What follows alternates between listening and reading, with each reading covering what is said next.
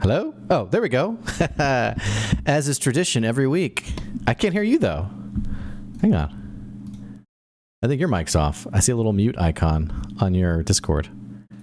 Oops, thank you. This will be our thing every week. We're not professionals, guys. This is our hobby. We're and not. yeah, you guys are like, we know. We know you're not. Hello, everybody. Welcome to our Pixelbits live stream. Thanks for tuning in for a little casual Friday discussion about all the things we love to talk about. Will, my friend, how are you today? I'm doing all right. That last song was like kind of getting me in my feelings. That piano. I wasn't really expecting that to be the one because it's part of a playlist. So I wasn't really expecting that one to be the one to, kind of lead into the discussion with. I love that song, though. I use that in D&D for some really cool moments. Yeah, that's a great one. Yeah. John Bjork, for those listening. And that song was... what was that song, actually? Into the Ocean? Or In This Together. And it's not John Bjork. Actually, that was a mistake. I shouldn't have said that. Or wait, is it John Bjork? Let's see. Now that I said that, I actually don't know if it was. No, that was Boil the Ocean is who it was. Oh. Yeah, it's a much more intense name. That's the artist's name? Yes. Boil the Ocean, and the album is In This Together, and the song is In This Together too. So I have a lot of John Bjork on my playlist. He gets used a bit in Critical Role also, but all that to say, yeah, wasn't expecting that little feels good song, I guess, but I liked it. But yeah, I was just like, getting introspective, zoning out.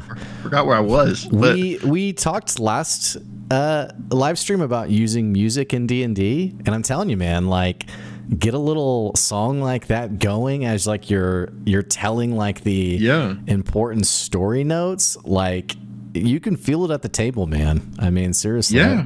I've had some cool moments where I'm like, dude, I wish I was recording this so I could like relive it at some point. Hell yeah, dude.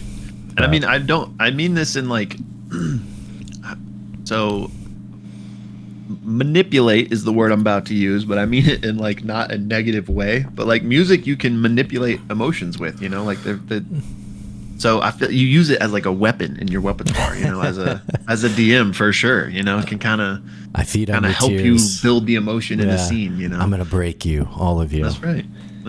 Well, I think it's important in D&D to remember as a DM, and I think this is gonna over elevate the status of the DM role for people who are like first time DMs. I think this is maybe a little bit of a scary thing to say, but like you're not just a storyteller, you are you're the train conductor.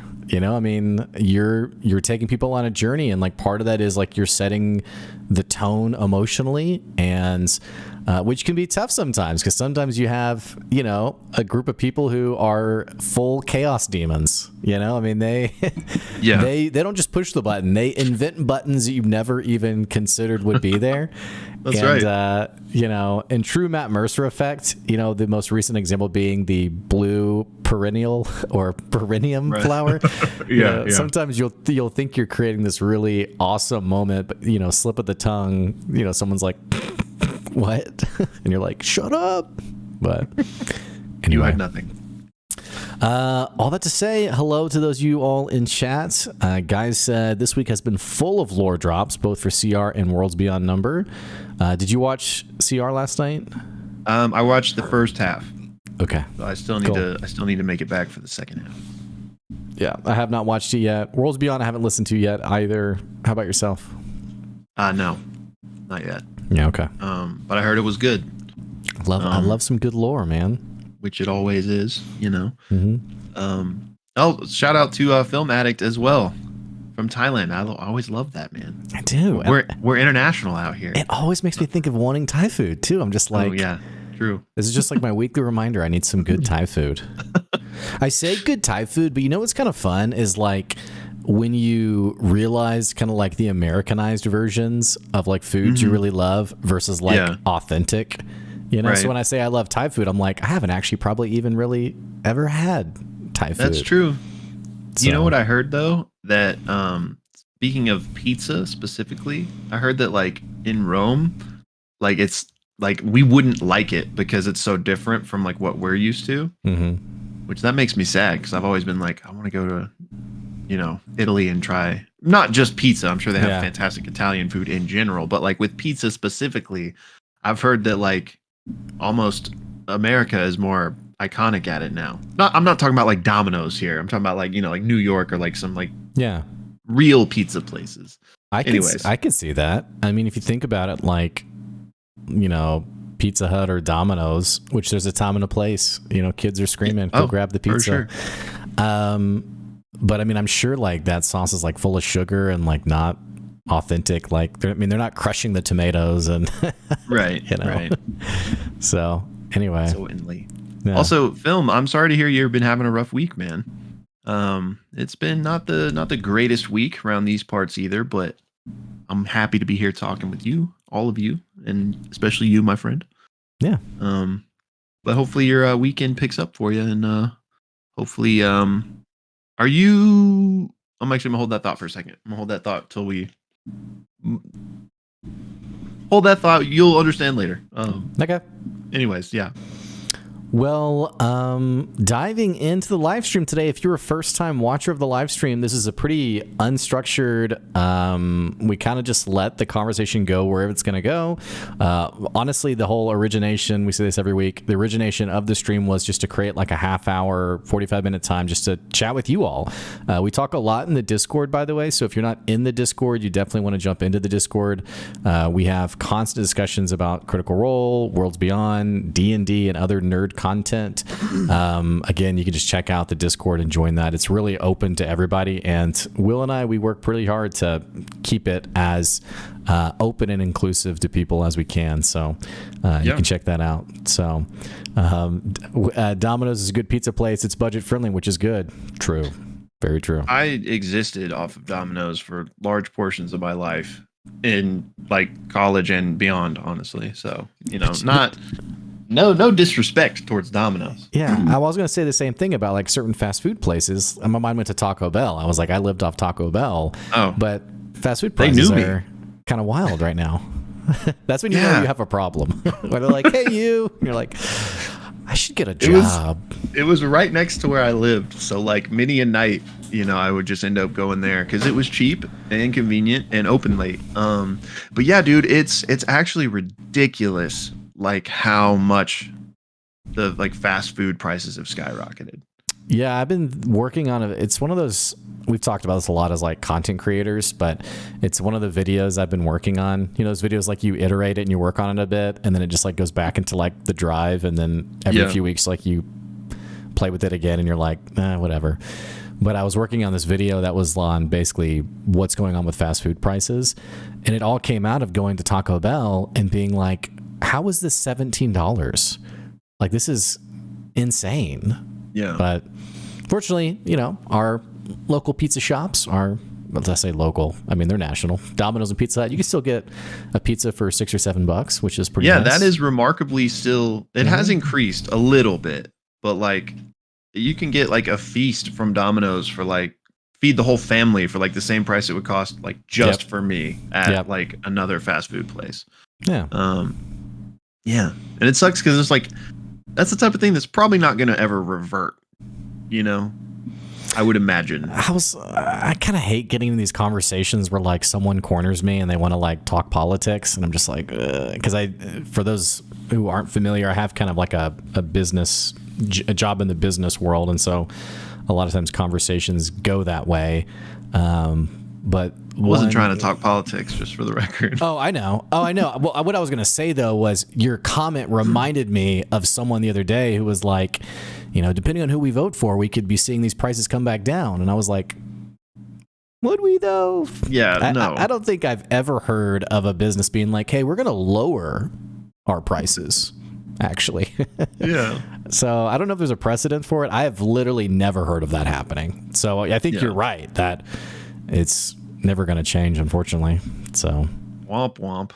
Yeah, I remember our buddy Nate. He had his dad ran an amazing bakery when we were in high school, and I remember working for his dad, and his dad having this conversation on, it was like, I think like sandwiches were like $7 or something, and his dad was talking about, he's like, yeah, we're raising our sandwich prices to $9, and he was like kind of stressed about it. I mean, stress isn't the right word. He wasn't like anxious, but he was just like, it's kind of a big move. And I just think about like nowadays you can go get a sandwich and it's like $15. Yeah.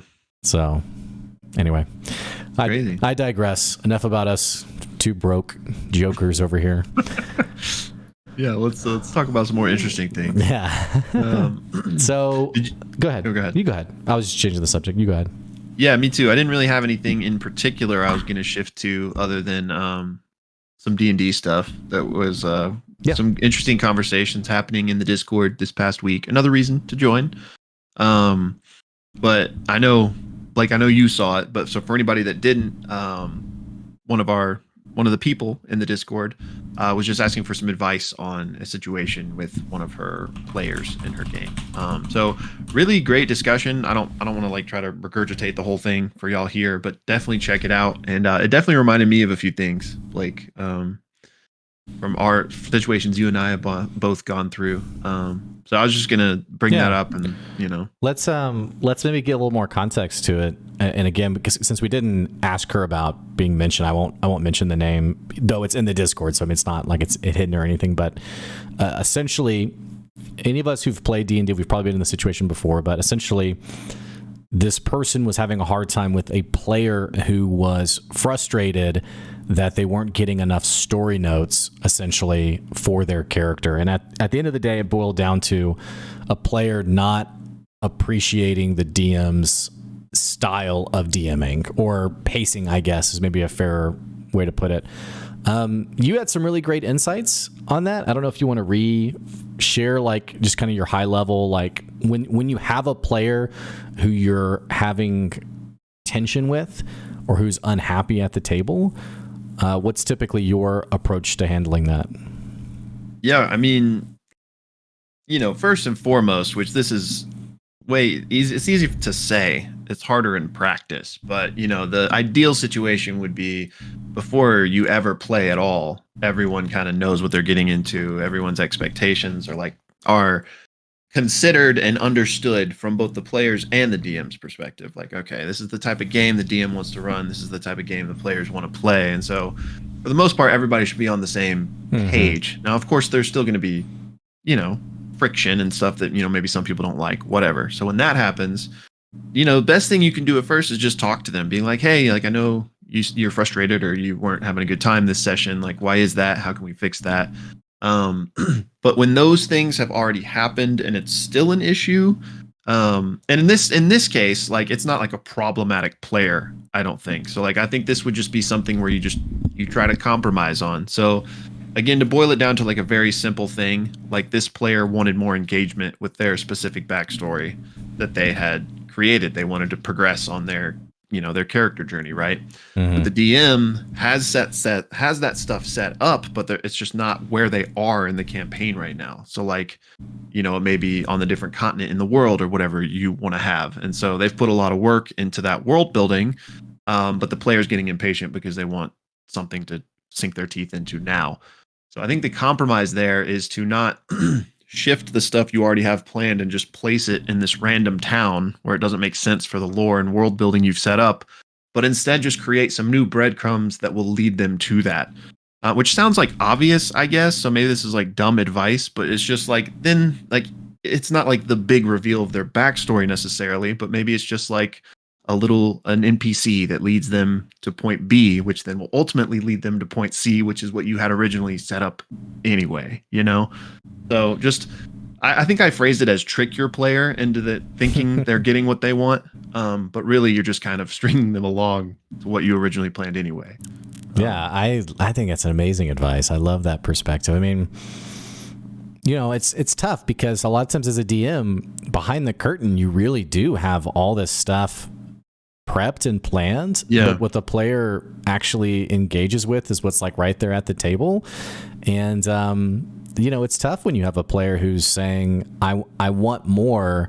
And you're like, I have more. It's just, yeah. And also, I think not to, what's tough is sometimes you have a table of 6 people who all are really engaged in their own personal stories. And it's hard, especially depending on how long you play. Like one of my campaigns, it's a 2-hour session, which, yeah, I mean, it's fast. Yeah, that's so, like one combat sometimes with that many people. It's sometimes, and honestly, what we've gotten into now is when we have combat, we typically end before the combat, even if we're ending at like an hour 45, because my players in that group don't like ending combat like unresolved. And then typically the entirety of the next session is that combat a lot of times. So, but point being, it's illogical to expect in a 2-hour span to give everyone a meaningful story note. Yeah. And I think it's hard sometimes as a player because sometimes the story naturally lends itself to one of your players more than it does to other players. Like I think a perfect example would be like if you're in like an elven kingdom and one of your players is a dragonborn and like their main story note is about like their dragonborn empire. I'm just making this up. Well, you can find some ways, like you said, those breadcrumbs to kind of tie them to it. But if you have someone else who's an elf, the setting is going to naturally lend itself to that player more than the other player. And it doesn't mean that you know, well, hey, it's not your turn. Like, I think your advice is great. Like those breadcrumbs are so important, but I think sometimes you need your table has to understand that like, hey, everyone's going to be taking the spotlight in different ways. Yeah. And sometimes it's hard to help people learn to be excited for someone else's moment in the spotlight than to think of it as like, well, wait, when's mine? Right. So, yeah, totally. I mean, you have to be able to share the spotlight. That's, you know, there's 6 or how many people at the table. You can't all be the focus all the time. So I think that kind of goes into like the expectations before you guys even sit down to like understand what you're getting into, you know? But yeah, just speaking of this, because I think we talked about it in our most recent podcast. One of the reasons why Travis is such a great player, because he's always there for everyone's moment, not just his own. And so, you know, some people it's not bad if like somebody's new to playing D&D and they're not good at that part of it at the start, because like, you know, that's like a learned, you know, skill. If you're trying to figure everything out, you're of course going to be focused on your own stuff first. But hopefully a reasonable person when like confronted and presented with this stuff would be like, okay, yeah, you're right. You know, like, all right, yeah, well, I'll wait till they can have the spotlight for now because this makes sense, you know. And you have some players who are like, I'm not going to be reasonable. I love that you mentioned. This is about me.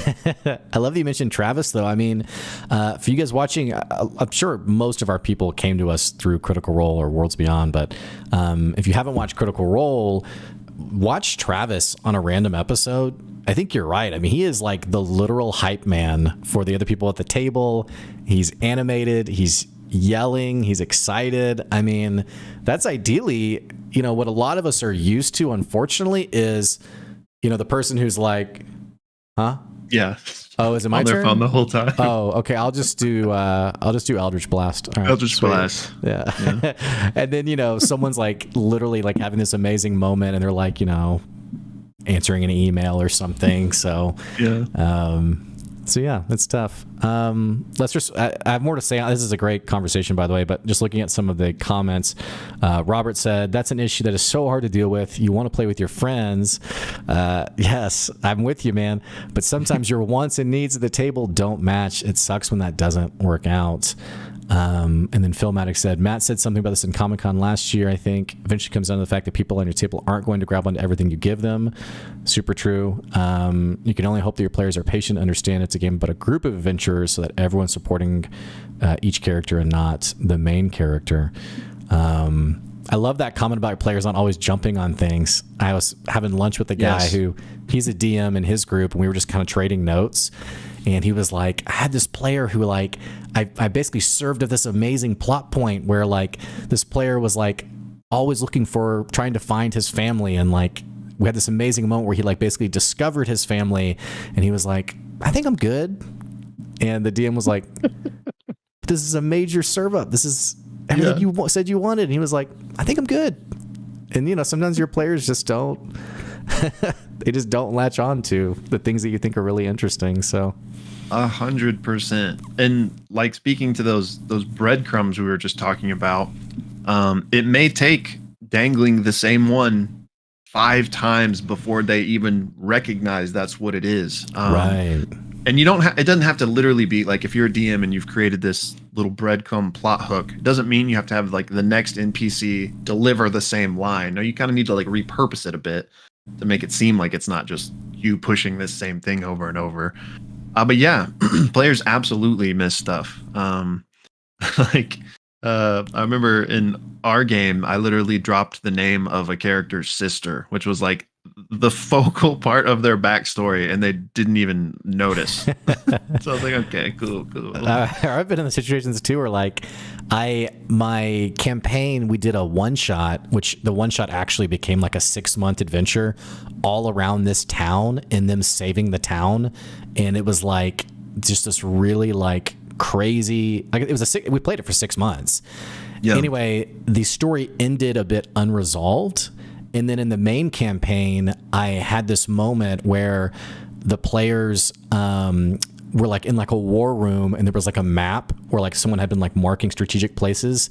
And I mentioned that city's name with a big X through it, like it had been destroyed. And like I said it and paused. No one got it. No one had any clue. And I was like, we spent 6 months. This was the whole story. Like, how did you, what? And it just, it just happens. Did they ever pick up on it? Nope. Or is it? Never picked up on hilarious. it. I think after the session I mentioned it, and someone was like, oh, and then that was it. So anyway, yeah. Yeah. So yeah, what's that? The car dude, the whole, oh no, Jeremy Clarkson. Yeah. Is that his name? Yeah. But yeah, so I mean, I think anyone that's DM'd is familiar with that. But what I will say, that's obviously, I don't know if frustrating is the right word. I guess it can be, depending on like how big of a setup it is, if it's just completely ignored. Sometimes that falls on the players if they're not paying attention, or but I do think it's another point as DMs to know that you got to just give them multiple chances. That's something that I didn't do in my fledgling DM days. Like, if like the sister name that wasn't picked up on, like that just, it's not like we played for years or anything, but like I just didn't throw that back out, and I should have. And one example that sticks out to me is there was this, I don't remember like what the setup was, but like the party was camped for the night, and like at the previous session ended like right before that or something. So then I had a one-on-one with literally every player between the 2 sessions and gave them all these dream sequences from what they experienced that night. And they were all connected. They all had clues to each other's backstories. And I was like, man, this is going to be so good. And we sit down. All right. I'm like, yeah, you guys wake up at camp. And I thought they would talk about their dreams. And like they would discover, like, wait, that happened in yours too? But literally no one mentioned their dream at all. And I was like, okay, cool. I remember that happening.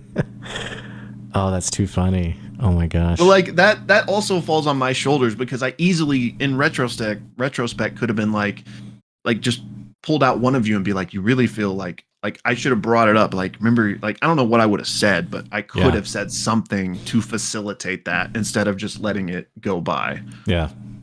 Yeah. And I think sometimes as DMs, like in crafting the story, we want to be subtle, and So I think sometimes, and we mentioned this in the conversation in the Discord, sometimes you really do have to be overt. Like, and understanding that, like, as a DM, you know, you have lived and breathed this world, and, you know, you've spent hours working on it. And so you have all these details, but your players, I mean, maybe they just don't always track the same way. Right. So they're like, for the sister, for example, there's times I think where you drop the name of the sister and then you kind of pause and then you say, and hey, that you would know that to be the name of your sister. Yeah. You know, and sometimes people, and again, we're talking about two different kinds of players. There's the disengaged player who's doodling, who's like totally distracted and is like, huh? Oh, okay. And like is never going to care. And then you have the person who they just missed the detail, or they just don't remember, or what have you. So sometimes I try to be a little bit overt in that too. And then, you know, one other thing, I think we mentioned this too in the Discord, a lot of times also as a DM, you have to understand that your timeline versus your player's timeline might be two totally different things. So my advice, what I've noticed to be true for DMs in general, is this long-term story with lots of like subtle notes. It's very much akin to what we see on like popular D&D media, like Critical Role, where it's like, you know, we're up to episode 83 now. It's a lot of hours. Understand that for your table, you should be probably aiming to have a major story note happen, if not every session, every other session, or at the very least by the third session, just because your players may not. It's not Critical Role where they're getting paid to do this. Like they may only be engaged for 6 months, because it could be a pretty big commitment. So like drastically shortening your timeline on big moments, I think is good advice. Absolutely. That's fantastic advice, because our players aren't in our heads as the DM. We're the ones that, if you are the type to like build your own story, if you're, some people just run modules and that's fine. But like, in my case, I had like what I thought was these epic narratives that like, so in my mind, I have the whole picture. So it'll make sense to me. And like this detail, ooh, it's really going to set them off. But they don't have the whole picture. So they don't know that that's important necessarily. So yeah, I think you definitely got to be overt, and you definitely do need to crunch that down so that you're making sure everyone's having a good time. Well, I put myself in a tough spot in one of my campaigns where they're part of this festival that lasts a week, and I had planned this big moment at the end of the festival. Well, the party, they take 2 or 3 sessions for one day. And so we had like 6 or 7 sessions, and they were only on day 2 of this 7-day festival. And so I found myself in this like tension. Now they're telling me they're having a great time, but like as a DM, I'm just like, I really need to create something more compelling leading up to this, rather than just like, all right, it's kind of like traveling, like travel episodes where like your party, like math wise, it's gonna take them 10 days, and then you've spent like 45 minutes being like, okay, it's day 8. Any conversations? No. Okay. Let's do some perception checks for the campfire. So anyway, guys had a great comment. Sometimes overt to the DM is seen as subtle for the player. Super true. Very true. Totally. But anyway, I think the last thing I'll say on this topic, and I'll just tie it back to your first comment, is setting expectations. Sometimes you will just genuinely have someone who's not a good fit for your table. And that's not necessarily like you need to kick someone out, but even when you have these conversations and someone seems like they're in agreement with you, it could be by session 2 or session 3, you both realize, hey, this really isn't what I'm looking for. I think of one person I've played with who is very much in like the old school 3rd edition style of DM, of the DM is here to trick and taunt and kill the players. Like the DM is like the bad guy, sort of. Yeah. And that's not how I run a game. And I've played with people in the past who like that is just how they associate it, and that's how they want it. And so in those cases, we're just maybe like short term, we can have some good sessions together, but for like a long term setting, it's just probably never going to be a good fit. And I think it's important to have those conversations. For sure. And it's important to like, if you know that that's going to mismatch, like everyone being like mature enough to be like, yeah, this isn't for me. And like no one's feelings to get hurt, you know? Right. Which Right. didn't you have one player that was like, you know, I just like, started that's sobbing. awesome. Yeah, I had a player around maybe the third month. So I have a campaign that's played together for a little over 2 years now. And we had a player around the third month in who basically messaged me directly and was like, I just want you to know you've done a great job. I've had a lot of fun.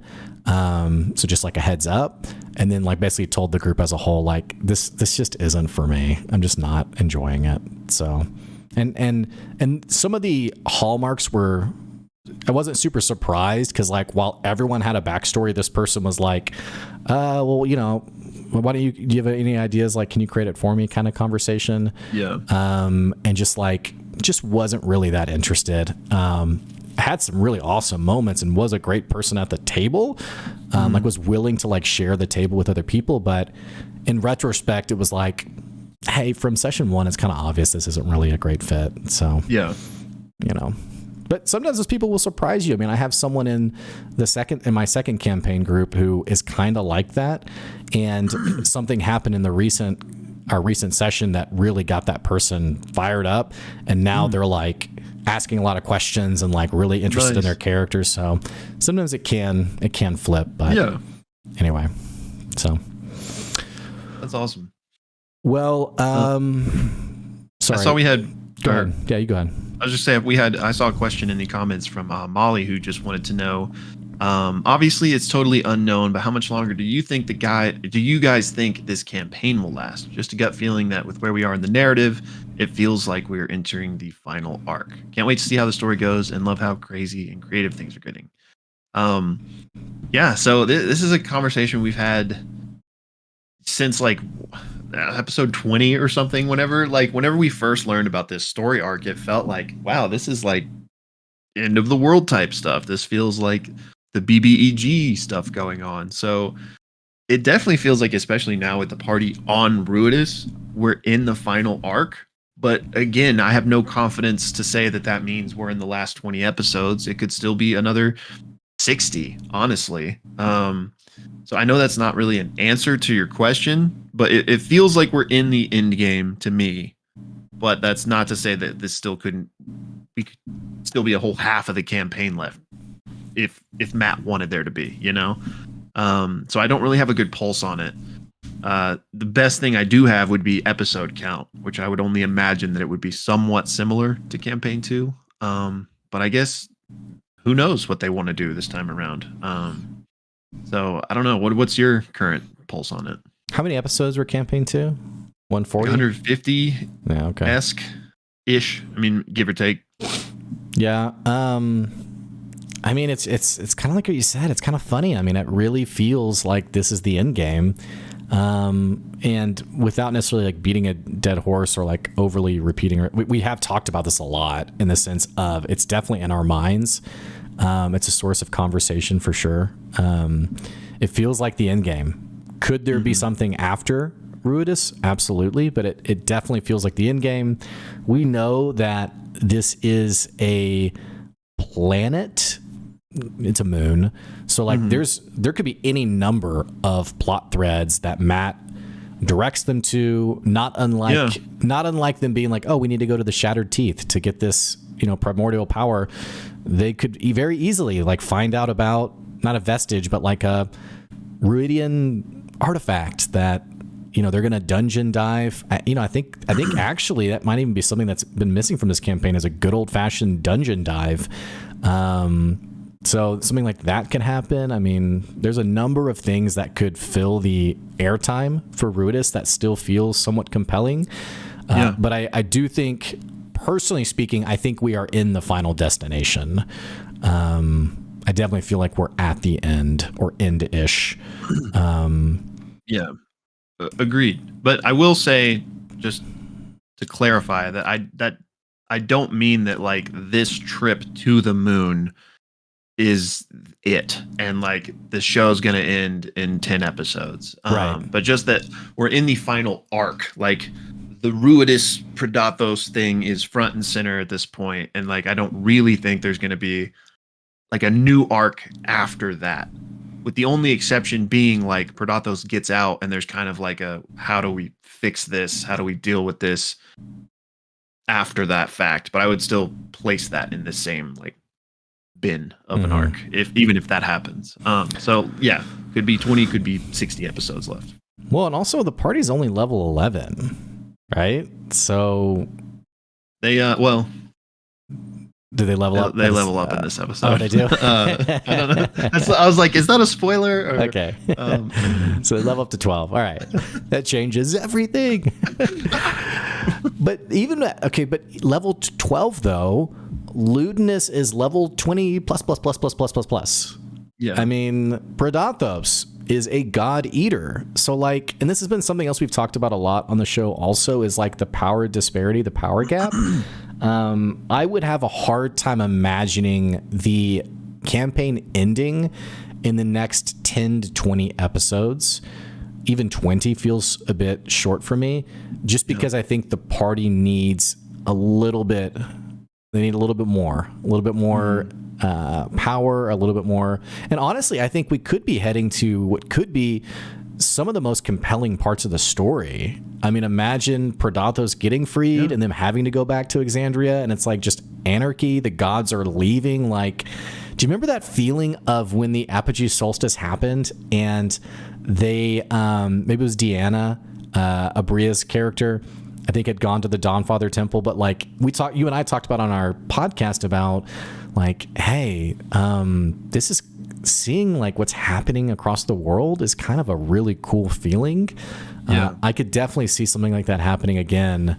And I wouldn't be surprised if Matt is like more excited than ever by where the story could go from here.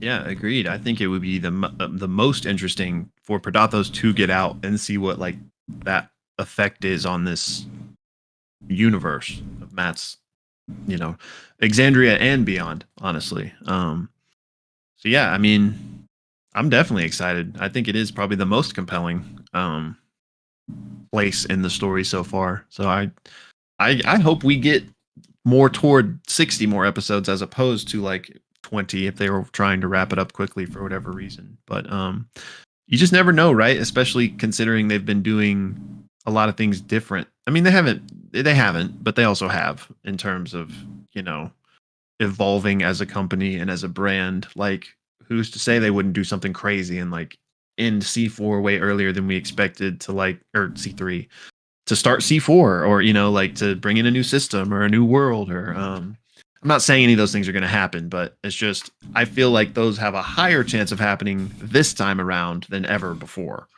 I could totally see that. On the same token, it hurts to think about because I am not ready to say goodbye to these characters. I have genuinely loved every character at the table, like literally every character. And I've said this before on the show too.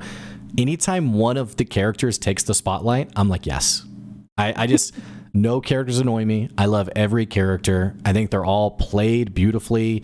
I think they're all interesting. I think mechanically speaking, they each have like their own flavor that's intriguing for the table. And I just love the dynamic. I'd love Robbie to be there, but it's going to be hard. I guess this is probably not unlike how you felt at the end of C1 and probably C2. Just like, okay, this is goodbye to these characters. It's always bittersweet, Yeah, I mean, it's a big time commitment too. I mean, we're talking 5 hours a week sometimes now we're like 2 years deep on this. I mean, yeah, I should get a job. So, no, man, yeah, the end of campaigns hit different, man. You're not ready. But it's worth it. It's worth it. And, it's not necessarily the end. We got the reunion shows, but even without those, the cool thing about this connected world is you can still, like, through Matt, still find out, like, what those characters have been up to and what they're doing, which is cool. But yeah. Well, we are coming to the end of our stream today. A lot of great dialogue. Don't forget that you guys can always, in our Discord, we have an actual Discord channel called Pixelbits Livestream. If you ever have any questions or comments that you want us to cover on the stream, you can drop them there, or just in one of the channels that are on there. But as we start wrapping up, Will, do you have anything else you want to mention or any other comments you want to? I thought I did have something, but per usual, my mind has gone blank. Join the Discord. If you guys aren't watching Worlds Beyond yet, you need to. Listening podcast. But it's fantastic. I'm going to keep preaching this to my Critical Role folks out there. I mean, especially if you liked Calamity. It's literally 3 of the 4 people were from Calamity. So it's fantastic. I just want to bring more people into the fold for Worlds Beyond. So check that out. And we haven't talked about it yet, so I don't know that we're doing one, but be on the lookout for a potential watch party this Sunday for our Sunday Fun Days. And that also takes place in the Discord. I think that's all I've got. All right. Well, as always, we appreciate you all joining us today, and stay tuned for more Pixelist content. We'll catch you later. See ya. Bye, y'all. Thanks for hanging out with us.